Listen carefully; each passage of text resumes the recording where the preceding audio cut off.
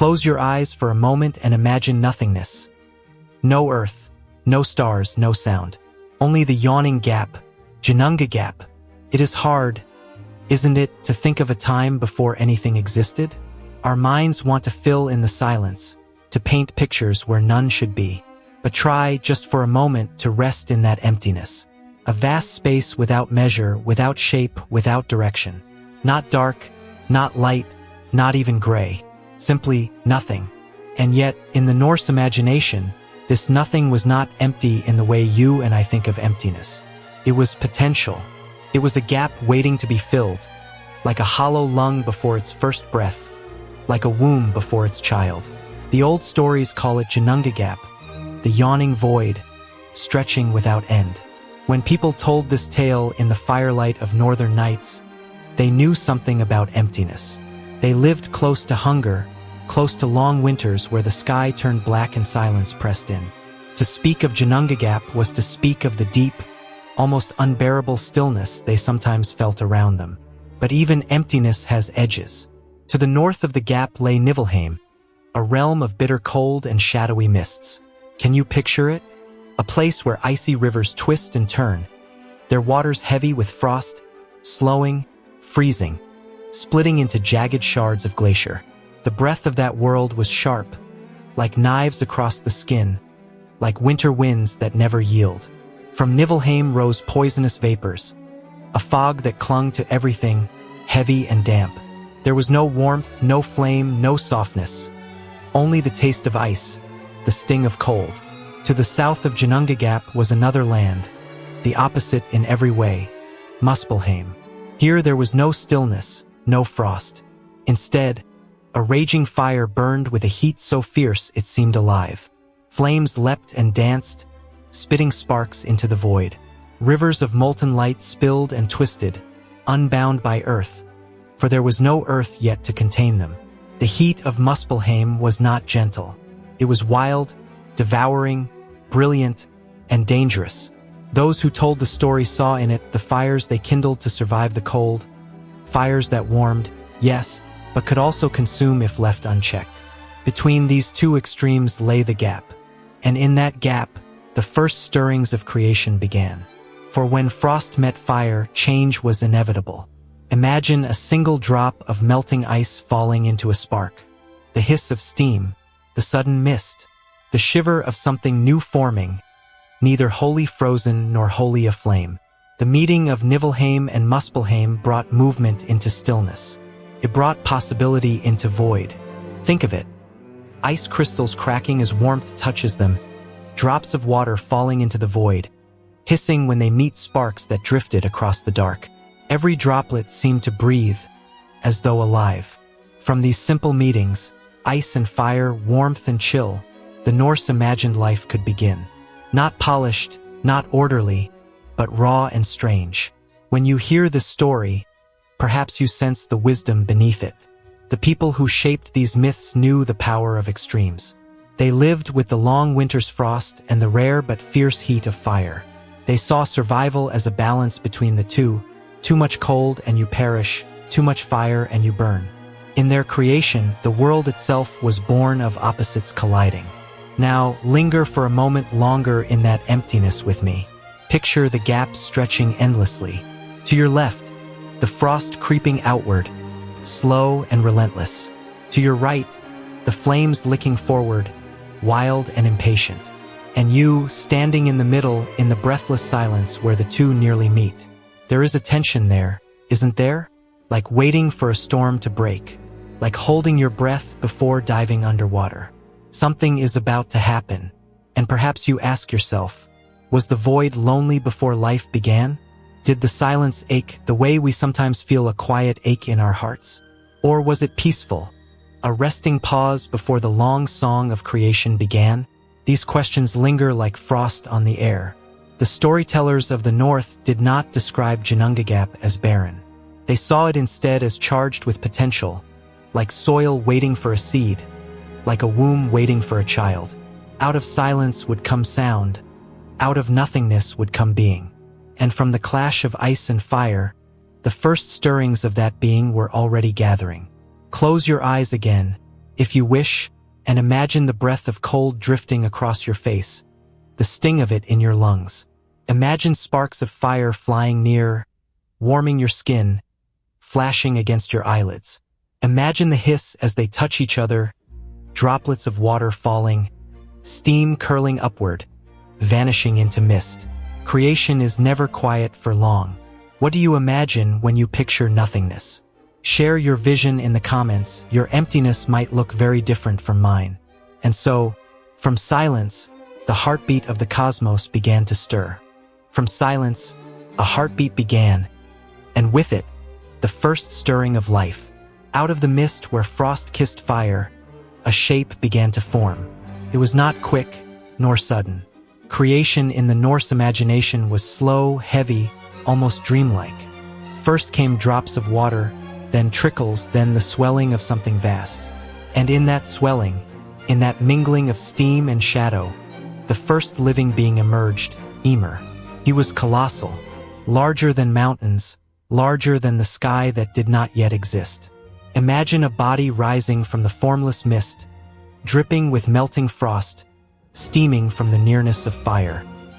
He did not spring up neat and whole, but seemed to gather himself piece by piece, his flesh knit from thawed ice, his breath rising like mist from the gap. He was heavy, awkward, unshaped, as though the void itself had not yet decided what a body should look like. Ymir was a giant, the first of his kind, though there were no kinds yet to compare him with. He opened his eyes slowly, as if enused to light. Perhaps he did not even know what eyes were, or why he should have them. He blinked, and the mist swirled. He shifted, and the gap trembled. His body dripped with water, glistening like glaciers under sunlight that had not yet been born. Each breath was a thunder, rolling into silence, filling the emptiness with a rhythm that had never existed before. The Norse people imagined creation not as an act of tidy design, but as something physical, messy, even unsettling. From Ymir's body, life spilled without plan or intention. He sweated in his sleep, and from the damp hollows of his flesh, beings began to crawl forth. Strange children, neither fully formed nor fully separate, tumbling into the yawning gap. From under his arms, giants were born, their shapes wild and unruly, echoing the vastness of their father. From his legs, other creatures came, their lineage tangled, their forms difficult to describe. Creation in this myth was bodily sweat, flesh, bone, and breath.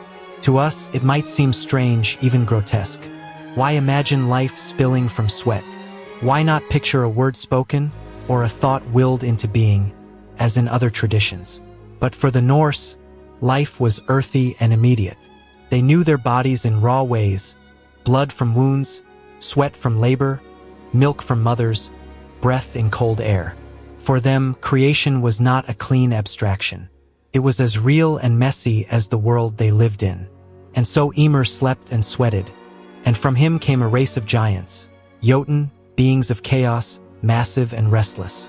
They were not evil, but they were not orderly either. They embodied the raw, untamed force of existence itself. Imagine standing in a longhouse, listening to the story with the wind rattling outside, knowing that beyond the warmth of the fire lay mountains and forests full of unknown dangers.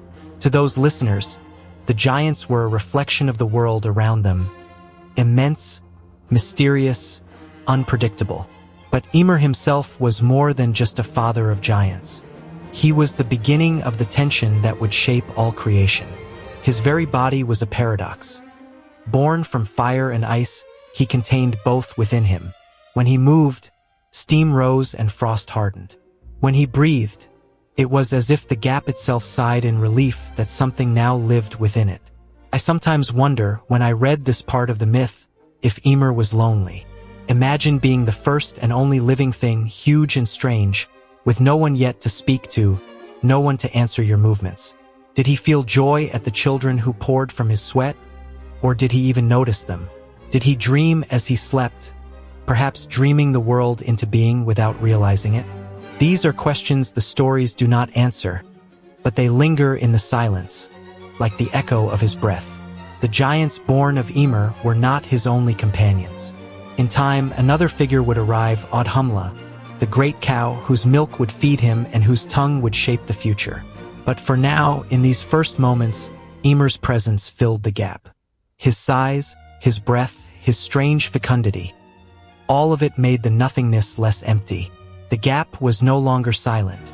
It pulsed with life, unruly and strange, and from that pulsing, the world itself would be born. Think, for a moment, of how differently this creation feels compared to others you may have heard.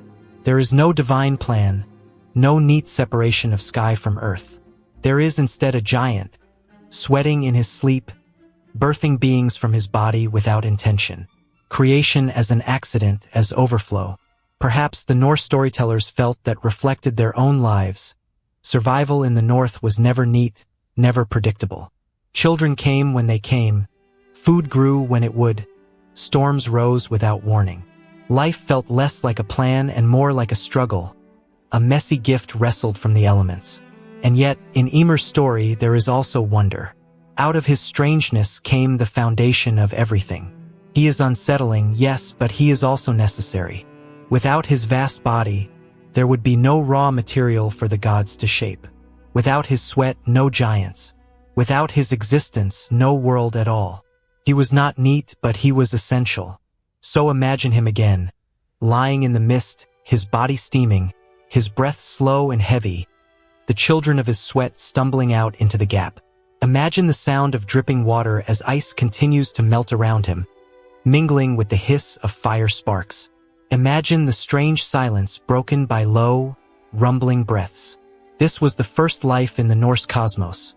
Not perfect, not ordered, but real, raw, and immense. If you could meet Ymir, the ancestor of both gods and giants, what question would you ask him? Share your thoughts, because in the silence of Ginnungagap, with frost and fire pressing on either side, Ymir was the first to stir, the first to breathe, the first to dream life into being. And his dream would soon ripple outward, shaping all that was to come. In the frozen silence, warmth came not from fire, but from milk, from breath, from care. Out of the mist and the slow rhythm of Ymir's breath appeared another presence, gentle and necessary. The great cow, Audhumla. She was unlike the chaotic giants who spilled from Ymir's body, unlike the roaring flames of Muspelheim or the merciless frost of Niflheim. She was calm, steady, nourishing. Her form seemed to rise out of the ice itself, immense and soft, her hide glistening with frost, her breath rolling in clouds of steam that smelled faintly sweet, like hay drying in a summer field that would never exist in this still untouched world. The storytellers said that from her udders flowed four rivers of milk, streaming endlessly, enough to sustain even Ymir, whose body was vast enough to stretch across the gap. Imagine that. Milk as rivers, nourishment without end, white streams spilling into the emptiness to feed the first giant. Ymir drank deeply, and with each mouthful, his life was secured. His immense body, restless and sweating, found balance and sustenance in the cow's steady flow. Creation had not come from fire this time, nor from violence, but from care, nourishment flowing freely into a hungry world. Perhaps you pause here, as I do, to consider why milk was chosen as the source of life in this myth. For people in the far north, survival often depended on the milk of cows, goats, or sheep. A good milking animal meant children could grow through the long winter. Without it, hunger loomed. To imagine the first giant himself depending on a cosmic cow was, perhaps, a reminder of how vital such nourishment was. And there is tenderness in it too. Even the mighty Ymir, strange and colossal, needed feeding. Even he required the gentle gift of milk to thrive. Audhumla herself did not live by fire or by flame, but by salt. She licked at the great blocks of rime frost that lined the gap, her broad tongue sweeping across the glittering ice. Slowly, with patience, she uncovered something hidden. Each day she licked, and with every lick, a shape began to emerge. First, just hair, long and coarse. Then, on the second day, the outline of a head. On the third, a body. By the fourth, there stood a man, tall and strong, complete. This was Buri, the ancestor of the gods to come. Think of that image for a moment. Life not just emerging from chaos or accident, but revealed through patience and care. No sudden birth, no violent clash, but a slow unveiling, as if creation were waiting to be discovered. In Buri, we glimpse something new, the potential for order, for a different kind of lineage than Ymir's chaotic giants. He was shaped not from fire or sweat, but from salt and the gentle, persistent work of Audhumla. Now, imagine yourself as a woman hearing this story in the hall, with the night pressing outside and children drowsing at your side. Perhaps you've just finished milking the family's cow, your hands still smelling faintly of warm cream. Wouldn't you find comfort in this myth? A reminder that the everyday act of milking, of feeding, of caring, was woven into the very beginnings of the world. Audhumla was not a warrior, not a destroyer, but a nourisher. She gave, and from her giving, life flourished. In these tales, we often notice how creation requires opposites: fire and ice, chaos and order. But here we see something more intimate. Creation also requires nurture. Ymir, though massive, could not survive alone. His children spilled from him without control, yet he himself relied on the steady rivers of milk. And Buri, ancestor of the gods, did not fight his way into being. He was patiently revealed, uncovered by the soft work of a cow's tongue. Care is as essential to creation as power. I wonder if those who first told the story saw in Audhumla a reflection of their own mothers, wives, and daughters, those who kept households alive in the long winters, who spun wool, baked bread, carried water, and coaxed life to grow where none seemed possible. It is easy to imagine a Norse woman smiling softly at this part of the myth, hearing herself, her labor, her patience mirrored in the story of the great cow who made all life possible. And what of Buri, newly freed from the ice? He stood strong, radiant, a contrast to Ymir's heavy, sweating vastness. From him would come Bor, and from Bor the three brothers, Odin, Vili, and Vi, who would shape the world. But here, at this early moment, he was simply the first god, silent, newly born from ice, his body revealed by the steady licking of Audhumla. Imagine him blinking in the strange half-light of Ginnungagap, stretching limbs that had never moved before, breathing in air that had only just come into being. This moment in the story is quiet compared to the violence that will come later, yet it is one of the most important. Without Audhumla, Ymir would not have been nourished. Without her persistence, Buri would not have been freed. She is not remembered with temples or sacrifices, as Odin would later be, but her role is foundational. She is care embodied. She is the bridge between chaos and order, feeding the old while uncovering the new. And so, in the heart of Ginnungagap, the gap was no longer barren. It held a giant, vast and sweating. It held a cow, patient and nourishing. And now it held the ancestor of gods, revealed from ice. Creation was beginning to layer upon itself. Raw chaos, steady nurture, and the promise of order all existing side by side. What stories of creation comfort you most? Do they remind you of family, of nourishment, of survival? For the Norse, in this tale, survival was not only about battles and gods, it was about milk, patience, and care. A reminder, perhaps, that the simplest acts are sometimes the most powerful beginnings. Three brothers stood in the shadows of their ancestors, watching the wild world around them, and wondering if it could be shaped. From Buri, the first god uncovered by Audhumla's patient tongue, came Bor. And from Bor, with his union to a giantess, came three sons, Odin, Vili, and Vi. In this strange, mist-filled world where fire and ice still pressed against each other, the brothers grew, not as giants, not as formless beings, but as something new, different, purposeful, carrying within them the seed of change. Imagine them together in the vast emptiness, surrounded by creatures born of Ymir's sweat, by frost that cracked and roared, by fire that hissed and spat sparks into the void. Odin, the eldest, often lifted his gaze toward the mists as if searching for something not yet there. Vili, restless and thoughtful, paced and questioned, his mind always turning. Vi, quieter but firm, carried a steadiness that held them together. They were bound by blood, but more than that, by the sense that they did not quite belong to the chaotic brood of giants around them. They were not accidents, not overflow. They felt chosen, destined, though they could not yet see for what. The storytellers tell us little of their childhood, but perhaps we can imagine. A young generation always feels the weight of those who came before. Ymir sprawled across the gap, immense and heavy, his unruly offspring multiplying. Around the brothers, the Jotun fought, quarreled, and grew, their power unchecked, their lives raw and untamed. In such a place, to be different was both gift and burden. They must have felt it, the strangeness of being born from a god rather than only from Ymir's flesh. Their grandfather Buri stood as proof that another lineage was possible. But what did that mean for them? Think of how every generation asks the same questions. Do we repeat the ways of those who raised us, or do we carve something new? Do we accept the chaos we inherit, or do we try to shape it into something more bearable, more ordered? The three brothers, standing amid the mist and the clash of elements, must have felt this deeply.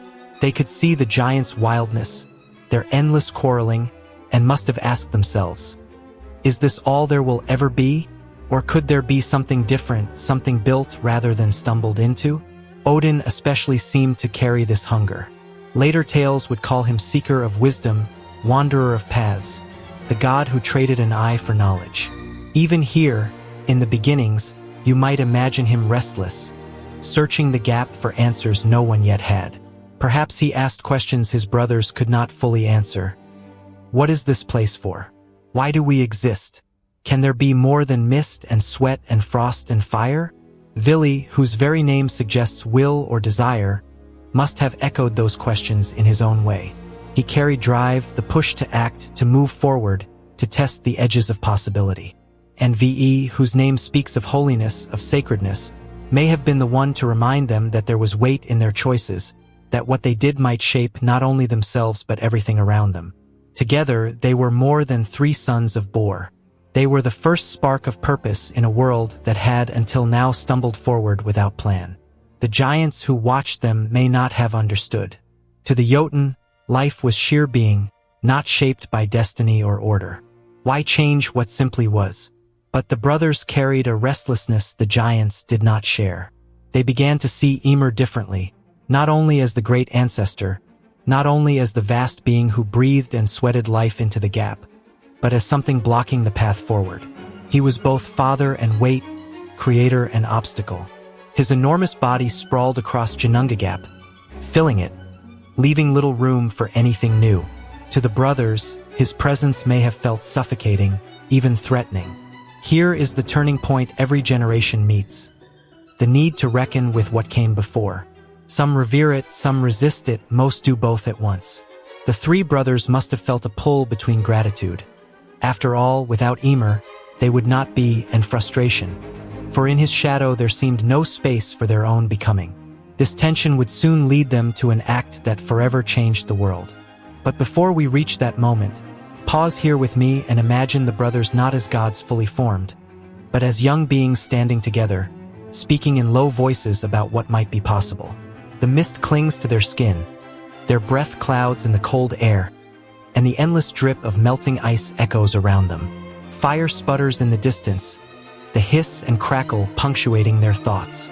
They are surrounded by chaos, and yet within them grows a question. Could we make something more of this? Could we take the raw, untamed world and give it form? Every culture tells stories of beginnings, and each reveals something about how people saw themselves. The Norse, who lived with long winters and brief, bright summers, with seas that could take as easily as they gave, knew chaos well. Their creation myth reflects this. Life begins not in order, but in sweat and accident, in giants fighting and frost creeping. But they also knew the human urge to bring shape to things, to build a fence against the wind, to carve a tool from bone, to mark time by the sun. Out of that urge came Odin, Vili, and Ve, the three who would dare to act where others simply endured. And so, as the giants multiplied, as Ymir sprawled vast and unstoppable, the brothers' thoughts turned toward what must come next. They did not yet know what form their world would take. They did not yet see the sun or moon or sea, for none of these existed. But they knew somehow that it was theirs to shape. When you think of beginnings, do you imagine chaos, or the order we create from it? For the brothers, this question was not abstract. It was life itself.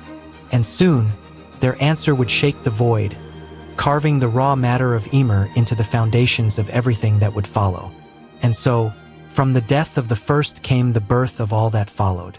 The time had come for Odin and his brothers to act.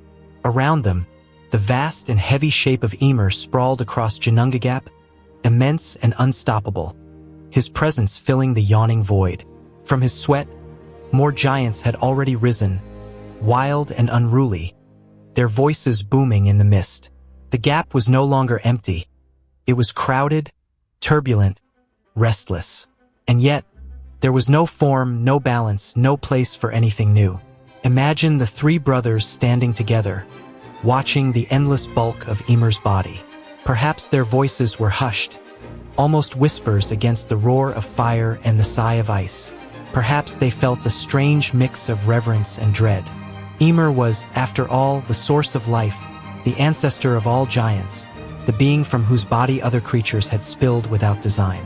But he was also weight, shadow, obstacle. As long as he lay there, vast and formless, there could be no true world. Odin, restless, must have been the first to speak. His hunger for knowledge was not only for himself but for the shape of things yet to be. He saw that Ymir's very body held the raw matter of creation. Vili, driven by desire and will, leaned toward action. Why wait when they might forge something new? Be steady and solemn, understood the sacredness of such a choice. Together, their thoughts crystallized into a single terrible decision. They would slay Ymir. To kill the first being was no small thing. The act was not only violent but cosmic. It was not rage that guided them, but necessity. Still, one can imagine their hearts beating heavily, their breaths clouding in the chill air as they stepped toward him. The storytellers say little of how it happened, but let us pause and imagine. Ymir stirred, perhaps, his massive limbs creaking as glaciers crack. His breath was a storm, his voice like thunder in the gap. The brothers, small in comparison, stood against him. Did they wield weapons shaped of fire and frost? Did they press their hands into his body, tearing the very fabric of his flesh? We cannot know. What matters is that they overcame him, and in the silence that followed, his great body stilled. And then came the flood. From Ymir's wounds poured blood, so much that it drowned nearly all of his children. A deluge red and terrible, washing across the gap like a sea. Only a few giants survived, clinging to the edges of the void, carried into the future to trouble the gods again. Imagine the roar of it. Endless rushing, the gap filling with crimson tides. Yet in this violence lay the first act of shaping. From the torrent, seas would be born. The brothers stood, drenched, staring at what they had done. Before them lay not only a body but the raw material of a world. They did not turn away. Instead, they set to work. With solemn care, they lifted his flesh and laid it down as earth. Imagine the feel of it beneath your feet, soft, dense, the beginning of soil and stone. From his bones they raised mountains, jagged and proud, their peaks piercing the mist. His teeth and broken fragments of bone became rocks, scattered across the land. His hair spread outward as grass, covering the barren flesh with green. His skull, vast and hollow, they lifted high and set as the sky. From it stretched the dome that would arch above everything to come. And to hold it aloft, they placed 4 beings at the corners, north, south, east, and west, guardians of the heavens. His brain they flung into the air, and from its drifting, clouded fragments, the first clouds were formed, ever shifting across the sky. Even the sparks that had once flown from Muspelheim found their place. The brothers caught them, scattered them into the dome, and set them as stars. Imagine the awe of seeing darkness pierced by glittering light for the first time, the night sky born from fire and bone. Ymir's blood, still rushing, spread outward, forming seas and lakes and rivers. The waves lapped against the new land of his flesh, cutting valleys and filling hollows slowly. The chaos of the flood became the order of waters. The world, piece by piece, took shape. Pause for a moment and let yourself see it. The 3 brothers moving with care, shaping a cosmos from what remained of Ymir. There is awe in this, but also solemnity. Creation here was not gentle, not effortless. It required sacrifice, violent, immense, irreversible. The Norse knew this truth deeply, that nothing comes from nothing, that beginnings are always paid for by endings. The giants who survived must have watched with grief and rage. To them, Ymir was not obstacle but ancestor, father of their kind. His death was wound, not gift. And so the enmity between gods and giants was sealed in blood from the very beginning. For every mountain that rose, for every sea that spread, there was also loss. An act remembered with bitterness among those who had loved Ymir. But to Odin and his brothers, this was the only way forward. They had taken chaos and given it shape. They had carved order from formlessness. They had turned the death of one into the life of many. When you think of creation, what comes to mind? Do you picture light blooming gently from darkness? Or do you imagine, as the Norse did, something harsher, order wrested violently from what came before? For them, to live in a world of storms and long winters, of seas that swallowed ships, of fields that demanded toil, creation could not be simple or bloodless. It was always sacrifice. And so the world stood, built from the body of Ymir. Beneath your feet his flesh, around you his bones and hair, above you his skull, stretched vast across the heavens, with sparks of fire set as stars. Each breath of wind, each wave of sea, carried echoes of that first, terrible act. The brothers looked upon what they had shaped. Did they feel pride? Did they feel sorrow? Perhaps both. Perhaps they stood in silence, listening to the drip of water, the shift of stone, the whisper of clouds above. They had killed the first being, but from that death, everything else could now live. Creation had come, and with it a new world ordered, shaped, bound together by sacrifice. Does creation always require sacrifice? I'd love to hear how you see it in myths, in history, in your own life. Imagine the first dawn, the first sunrise sweeping across a new sky never seen before. The three brothers had shaped the bones of the world from Ymir's vast body, but it still rested in shadow. The land lay cold and dim beneath the dome of his skull. Seas whispered against the edges of earth. Mountains jutted into the emptiness. Clouds drifted slowly, but all without rhythm, without light, without time. The world was a body without a heartbeat. And so Odin, Vili, and Vi turned their gaze upward. They remembered the sparks they had scattered when Ymir fell, the glowing embers that had sprung from Muspelheim's fire. Bright, untamed, they drifted and flickered in the new sky, faint glimmers in the dark. Yet the brothers knew that sparks alone were not enough. The world needed steady light. It needed rhythm. Without it, nothing could grow, nothing could live. So they caught two of the greatest fires, vast and radiant, and set them apart. One they called the sun, blazing and golden, its warmth fierce against the chill of Niflheim's breath. The other they called the moon, pale and gentler, casting silver light across the waters. These they hung in the heavens, but they did not leave them fixed. No, the brothers gave them paths, sending them to move across the dome of the sky. With every journey, they would carve time into being. Imagine, if you can, that first sunrise.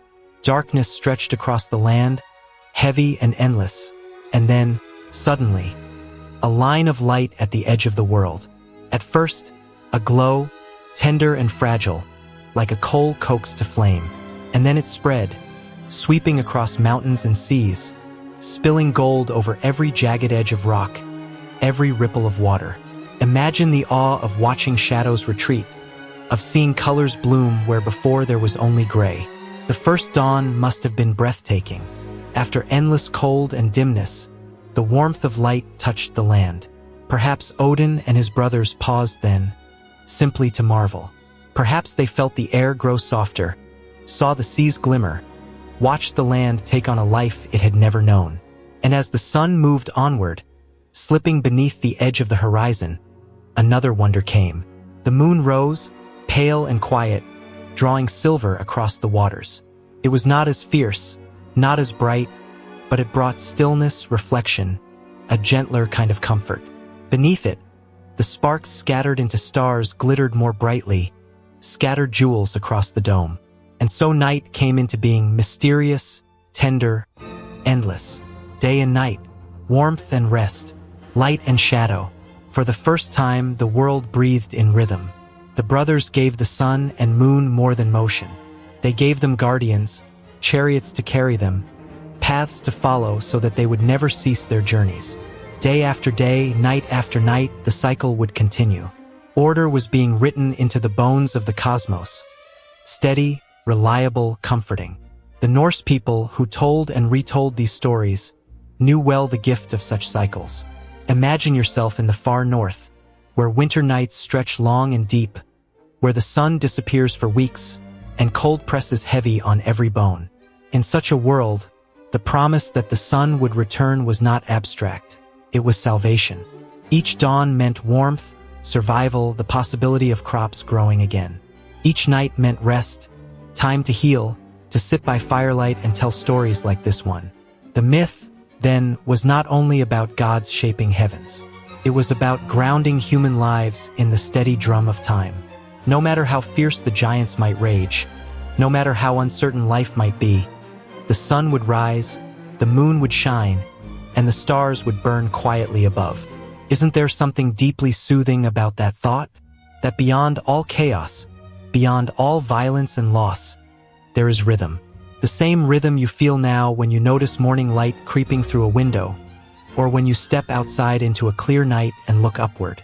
These patterns that began in myth still shape us, still give us comfort. The Norse contrasted this order with the wildness of giants. Giants were unpredictable, unruly, governed by desire and chaos. But the gods, young and resolute, imposed cycles, patterns, repetition. Day following night, season following season. Theirs was not control for the sake of power, but structure to make life possible. Close your eyes for a moment and imagine. The world just born, seas still restless, mountains raw and sharp, air cold and biting, and then light, warmth. A steady sun arching across the sky, and when it leaves, the moon gliding softly after, stars keeping watch. Can you feel how grounding that rhythm is? Can you sense the relief of knowing the world will not remain in shadow forever? Even now, in modern lives filled with lights and clocks, we lean on the same cycles. Sunrise still stirs us awake. Sunset still signals rest. Seasons still shape our mood, our work, our very sense of time passing. We are still children of that myth, still soothed by the order set in those early days. So the brothers stood beneath their work, and they saw a world beginning not only to exist, but to live. No longer frozen in chaos, but breathing with a pulse. Day, night, a rhythm like a heartbeat, a rhythm like breath. Which do you find more comforting? The warmth of the sun or the stillness of the night sky? From the bones of the slain, the gods built not only earth and sky, but a home. When the sun and moon had been set in their paths, when the stars had found their places across the dome of the heavens, the three brothers turned their minds to something more fragile, more tender. The world was grand now, vast and impressive, but it was still raw, still dangerous. Giants prowled at the edges, seas roared without mercy, winters stretched long and cold. If life was to take root here, it would need more than stone and sky. It would need shelter. It would need a haven.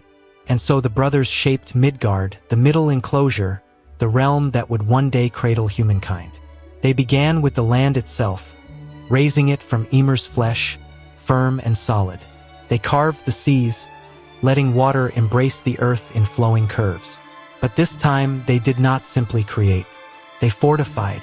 They knew the giants lingered still, their eyes watching, their strength unchecked.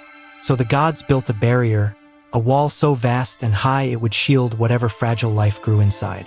And from what did they fashion this wall? From Ymir's very eyebrows, thick, strong. In closing, strange though it sounds, this is how the myths speak of it, that humanity's first protection was woven from the face of the first giant, remade into safety. Imagine yourself now, not as Odin or his brothers, but as an ordinary woman centuries later, listening to this tale by the glow of a hearth. You sit close to the fire, wrapped in wool, winter pressing hard outside. You know well what it is to need walls, to need warmth, to need a place safe from the storms and the endless dark. When you hear of Midgard's making, you do not think only of distant gods, you think of your own home. The rough timber walls your family raised. The small, flickering fire that holds back frost. The feeling of protection, fragile though it may be, against the vast and merciless world. That is what Midgard meant. Not perfection, but safety enough for survival. Within the walls of Midgard, the gods shaped balance. They smoothed valleys, laid rivers through them, lifted hills, spread forests. They gave the land texture, places where humans could one day plant seeds, hunt, build, and rest. Each feature was both gift and challenge, for life in this realm was never to be easy. Winters would be long, summers short, fields demanding, seas dangerous. But it would be possible. Possible to endure, possible to thrive, if people tended carefully to the gifts they had been given. Pause for a moment and imagine that first vision of Midgard, freshly built, cradled within the god's wall. A realm not too high like Asgard, not too wild like Jotunheim, but in between, balanced. A place for beings who themselves would be balanced, neither gods nor giants, but something smaller, more fragile, and yet, in their own way, resilient. The Norse who told these stories knew how fragile human life was. They lived with harsh winters that could strip a family of its stores. They knew the hunger of lean years, the grief of storms that dashed boats against rocks. Yet they also knew the joy of spring light, the warmth of shared meals, the laughter by fire. To them, the idea of Midgard was more than myth, it was recognition. Recognition that humans needed protection, that survival was not given freely but sheltered by divine design. Picture yourself as that same woman by the fire, telling this tale to a child at your side.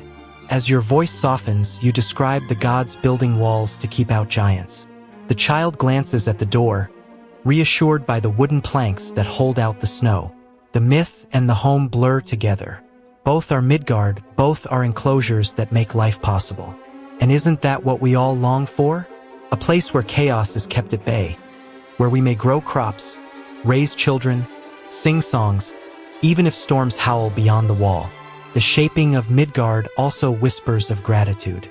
Every stream, every patch of arable soil, every tree for firewood was not random, but part of the gods' care. To live in Midgard was to live sheltered, though never free from hardship. And so each meal tasted of thankfulness. Each harvest was cause for celebration. Each winter endured a quiet triumph. Even now, when you think of your own life, do you not feel echoes of Midgard? The apartment walls or the house roof that keep out rain. The heater, the stove, the warm blanket. The protective barriers that let you live a life not swallowed by chaos. The Norse myth reminds us that such shelter is precious, not guaranteed. The gods, in shaping Midgard, gave humans not ease but possibility. And with possibility comes responsibility, the work of planting, building, preserving. Fragile though the enclosure was, it was enough. Enough to give humanity a chance. And so Midgard stood, a realm of balance, safety, and struggle. A place cradled between the fiery heavens and the wild giants' lands. A place meant for being small and mortal, beings who would depend on firelight, on one another, and on the walls that kept the darkness out. What would you have built first if you were creating a world? From two lifeless logs upon the shore, came you, came me, came us. The gods had built Midgard, the middle enclosure safe and strong within its walls. The seas lapped gently at its edges, the stars burned steadily above, and the earth grew ready to host life. Yet it was still an empty place. Rivers ran without drinkers. Forests swayed without voices. The land was beautiful, but it was silent. And silence, the gods knew, was not enough. So one day, as Odin, Vili, and Vili walked along the shore, they came across two pieces of driftwood lying in the sand. Simple things, unremarkable, carried by the tide and abandoned there. One was pale and weathered, perhaps ash. The other darker, smoother, like elm. They were nothing more than logs, tossed about by water and wind, softened by the sea. Any passerby might have ignored them, But the brothers paused. They saw in these humble shapes the possibility of something greater. Where others might have seen only wood, the gods saw the seeds of life. Perhaps they bent close, brushing their hands along the rough bark, listening for what might yet be born. And together they chose to act. Odin, who sought wisdom above all things, leaned down first. Into the wood he breathed on spirit, the spark of life, the invisible fire that makes a body more than matter. His breath filled the hollow shapes, and already they began to stir, like coals catching flame. Then Vili, who carried will and thought, gave them our mind, sense, understanding. He shaped their thoughts, their ability to dream, to question, to remember. He gave them the gift of imagination so they might not only live but also wonder. Finally Vili, solemn and steady, gave them literature, form, shape, beauty. He smoothed their limbs, gave them faces, voices, the power of movement. From unformed logs he drew bodies, graceful and whole, fit for spirit and mind to dwell within. And so from ash and elm were born the first humans. Ask and Embla. Ask, the man, from ash. Embla, the woman, from elm. Not from precious stone, not from shining metal, but from driftwood, ordinary, small, and humble. Imagine that moment. The logs that had lain silent now stood upright. Their chests rose with breath, their eyes opened to light. Their hearts beat for the first time, filling the air with a rhythm that had never before existed. And where there had been only silence, there was now voice, laughter, wonder. There is tenderness in this image, is there not? Humanity beginning not with thunder or flame, but with care, with breath, with gifts given gently. The gods did not craft Ask and Embla out of pride or dominance. They lifted them from something simple, and they cherished them. In this, the Norse revealed a truth they held close, that greatness can grow from the humblest beginnings. For the people who told this story, driftwood was no stranger. They knew its sight on every shore, tossed by storms, softened by sea. It was wood that might be burned for warmth, carved into tools, or simply left to weather in the sand. To imagine humanity rising from such wood was to imagine themselves as deeply part of the natural world. Not apart from it, not born in shining splendor, but sprung from the same elements they touched every day: earth, tree, sea, air. And yet, within that humility there was also honor. To be given spirit by Odin, mind by Vili, form by V, this was no accident. It was deliberate, chosen. Humanity was not an afterthought, but a cherished creation. When you sit with this tale by firelight, as countless Norse women and men once did, you might feel its warmth differently than other myths. The Greeks told of humans born from clay, shaped by the hands of a craftsman. The Hebrews told of dust breathed into life by God. But the Norse said, we are driftwood. We are carried, weathered, and reshaped by forces larger than ourselves. And yet, in the hands of the divine, we are more. Think of how that feels on a winter's night, when storms batter your home and you wonder how fragile a life can be. To know you are driftwood is to know you are vulnerable, tossed about. But to know the gods breathed into you is to know you are cherished too, chosen for survival, for story, for meaning. Ask and Embla stood within Midgard, and the gods looked upon them with quiet satisfaction. They had walls to keep them safe, land to walk upon, sun and moon to guide their days and nights. The gods had given them not only life, but a place in which that life could flourish. And so, in that moment, humanity began. Pause and imagine yourself as Embla, opening your eyes for the first time. The air is cool against your skin, carrying the salt of the sea. Your chest rises with breath that feels both strange and familiar. You look at Ask beside you, his eyes wide like yours, and together you take your first steps. The sand shifts beneath your feet, real and grounding. Above you, the sky spreads wide, stars beginning to shine. And around you, the gods watch, not as tyrants, but as guardians, silent and proud. From this moment forward, humanity carried the gifts of spirit, mind, and form.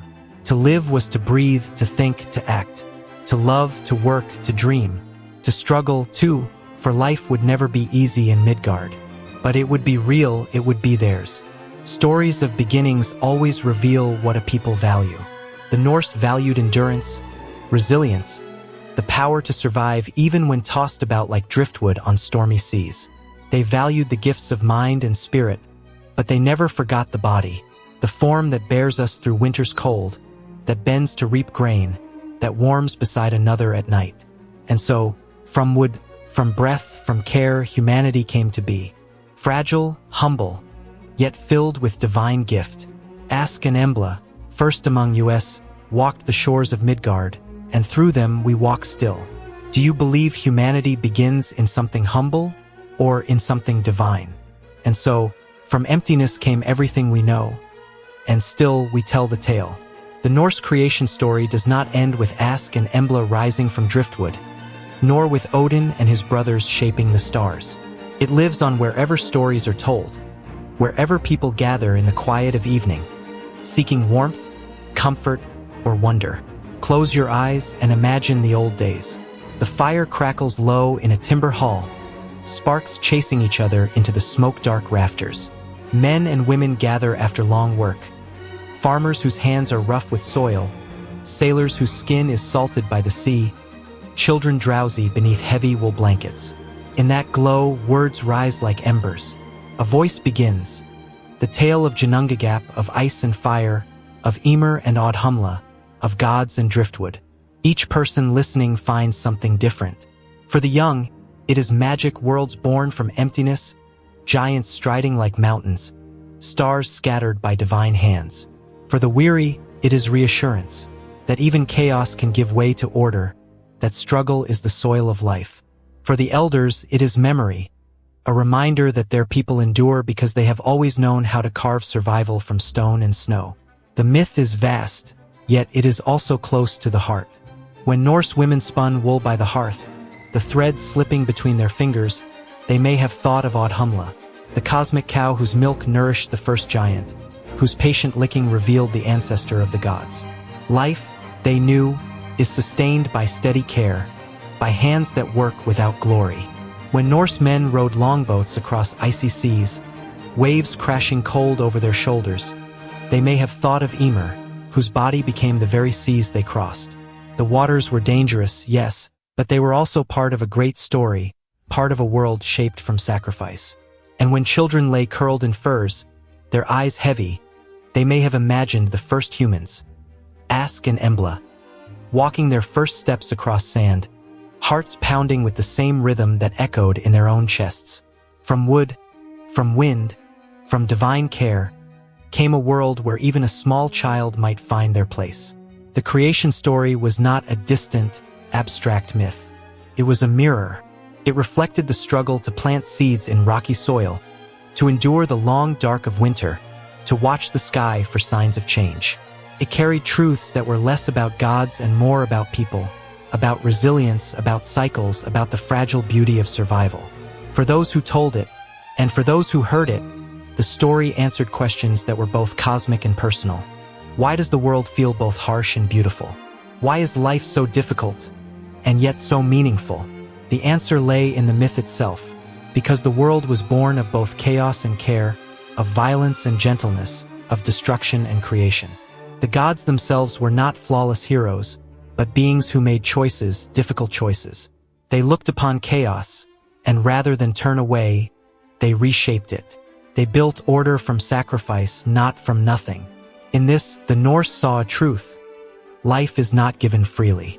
It is carved out of hardship. It demands effort, risk, and sometimes loss. And yet, from that struggle comes beauty.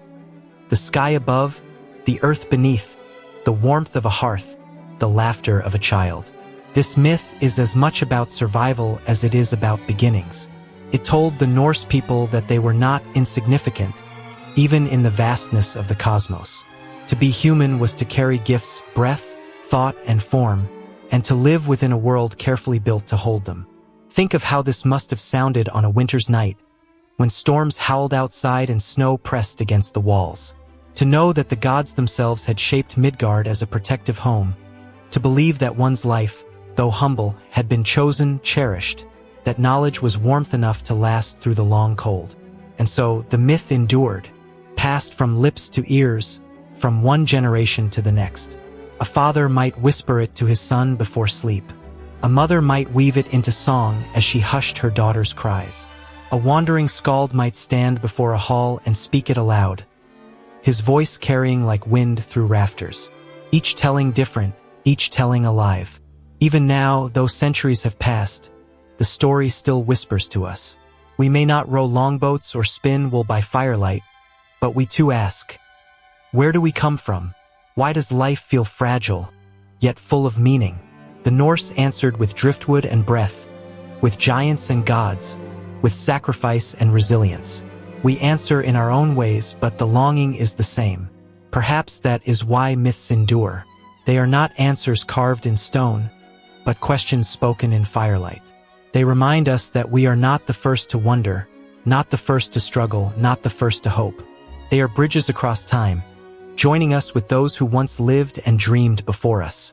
And so, as we close this journey through the Norse cosmos, let us rest in its rhythm. Ice and fire, chaos and order, fragility and endurance, breath and form. Every part of the story carries both shadow and light, and in that balance lies its beauty. If you listen closely, you may hear it still. The old voices telling of Ymir's death and the birth of the world, of the cow Audhumla licking ice into life, of Odin breathing spirit into wood. You may hear the creak of longboats, the hum of spinning wheels, the laughter of children fighting sleep as the story drifts through their dreams. And you may hear your own heartbeat in it too, steady, fragile, precious, echoing the very first breaths given to Ask and Embla on the shore. So let us pause here, together, in reflection. May this story leave you not only with wonder, but with a gentle sense of connection.